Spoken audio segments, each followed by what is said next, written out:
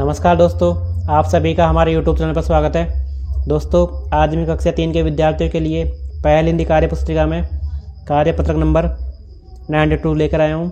तो आप वीडियो को अंत तक देखिए और अगर आप हमारे चैनल पर नए हो तो चैनल को सब्सक्राइब कीजिए, वीडियो को लाइक कीजिए। कार्यपत्रक नंबर 92। नीचे दी गई कविता को ध्यान से पढ़िए और दिए गए प्रश्नों के उत्तर लिखिए।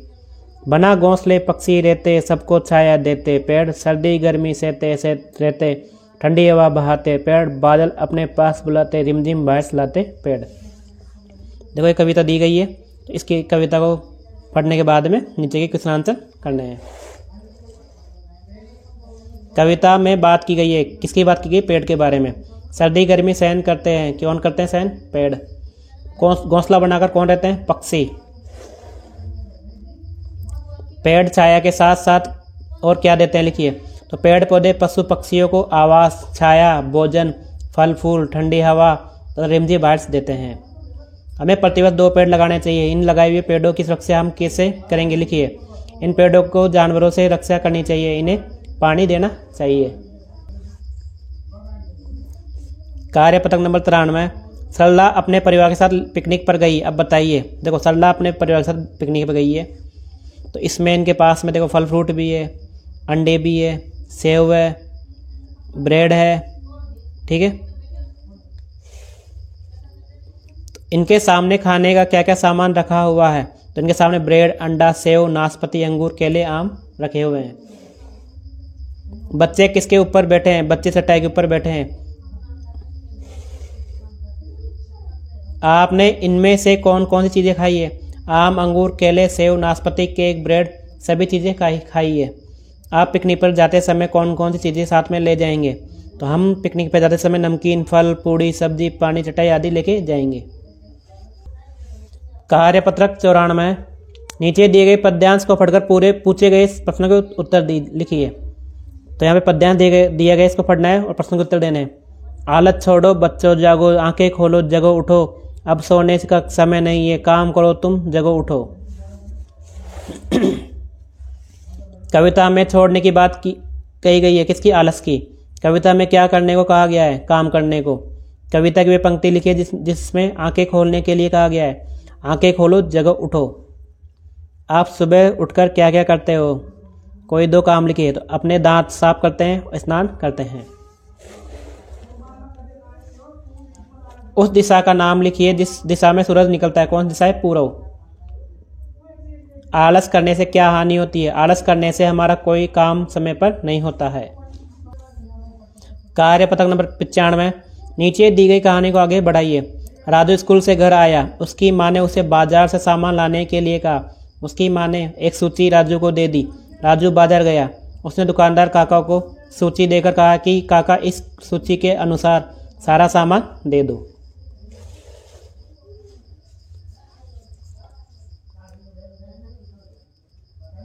नीचे दी गई पंक्तियों को पूरा कीजिए। देखो नीचे जो पंक्ति है इसको पूरा करना है। बादल भैया बहुत हुआ कीचड़ और ये पानी, आई याद सभी को नानी, जहाँ कहाँ कहाँ खेले खेल, घर में पानी ही की हो रही रेलम पेल, सड़क बनिए ताल तलैया, हमको डांटे हमारी मैया। कार्यपत्रक 96। गद्यांश को पढ़कर दिए गए प्रश्नों के उत्तर लिखिए। बाजीगर के हाथ में 1 रुपया था। वे बोला देखो अच्छी तरह देखो, मैं ये रुपया गायब करता हूँ। उसने डंडा घुमाया और बोला छू मंत्र हो जा। देखते देखते रुपया छू मंत्र हो गया। ये देखकर दर्शक तालियां बजाने लगे। तो बाजीगर के हाथ में रुपये थे 1 रुपये का। बाजीगर ने बोला छू मंत्र हो जा।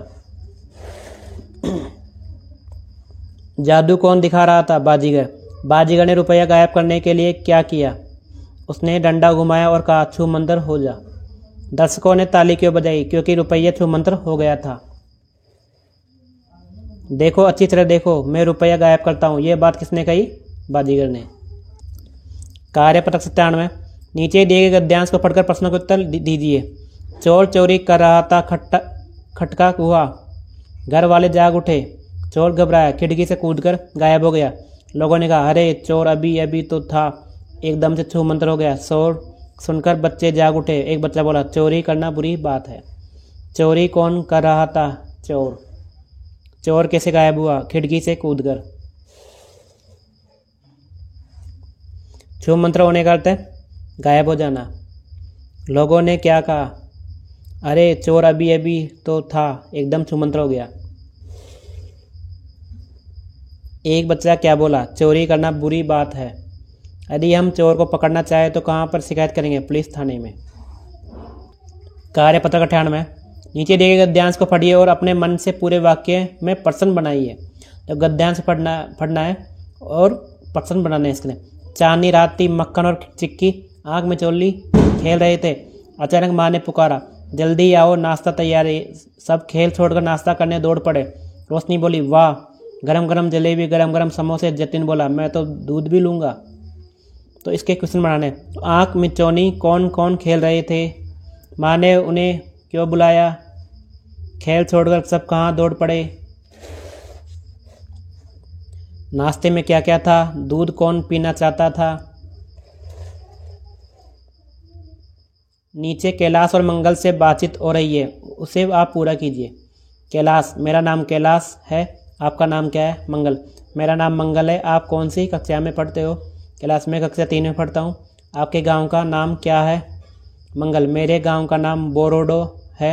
आप कहाँ रहते हो? कैलाश, मैं जिरोता रहता हूँ। मुझे आपसे मिलकर बहुत खुशी हुई। कार्यपत्र 99। नीचे दी गई कहानी को पढ़कर प्रश्नों के उत्तर लिखिए। एक जंगल में रीछ दादा थे। उन्होंने एक दिन अपने मित्रों को भोजन पर बुलाया।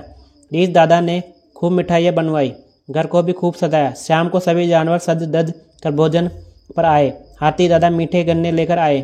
खरगोश नरम गाजरे और लोमड़ी ढोल बाजे लेकर आई। तोता मीठे मीठे बेल ले आया। सबने मिलकर दावत का भरपूर मजा लिया।